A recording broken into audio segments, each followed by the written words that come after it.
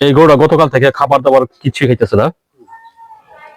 তো এসে জ্বর মাপলাম, জ্বর আছে, হাঁটতে গেলে পাও খড়াইতেছে, নাকে দিয়ে কফ জ্বরতেছে। এই হলো তার বর্তমানে কন্ডিশন। এখন এটাকে চিকিৎসা দিব।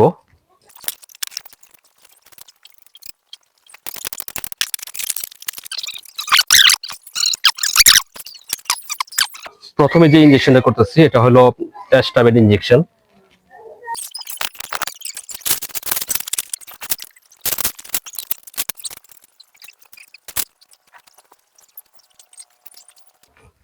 দুই নম্বর যে ইঞ্জেকশনটা করতেছি এটা হলো পিফারবেড ইঞ্জেকশন।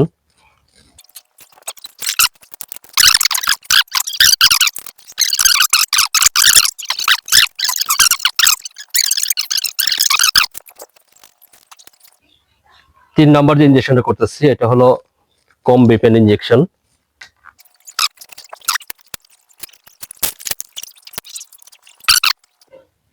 গরুরা যেহেতু খাবার খাইতেছে না, তো খাবার রুচি বৃদ্ধির জন্য দিতেছি বায়োনাল 4 ইঞ্জেকশন। গরুর জ্বর যদি অতিরিক্ত হয় তাহলে মেডিসিন চিকিৎসার পাশাপাশি কিছুক্ষণ পর পর এই যে এভাবে মাথায় ঠান্ডা পানি দিতে হবে। তো এই গরুটাকে টোটালি 4টা ইঞ্জেকশন করলাম। আশা করি আল্লাহর রহমতে সম্পূর্ণ সুস্থ হয়ে যাবে ইনশাল্লাহ। চিকিৎসা দেওয়ার একদিন পরের কন্ডিশন, আল্লাহর রহমতে খাবার খাইতেছে, তাপমাত্রা স্বাভাবিক পর্যায়ে আছে। চিকিৎসা দেওয়ার সময় পাও খড়ানো ছিল, এখন পাও খড়ানো নাই। আল্লাহ পাকের রহমতে গরু এখন সম্পূর্ণ সুস্থ আছে।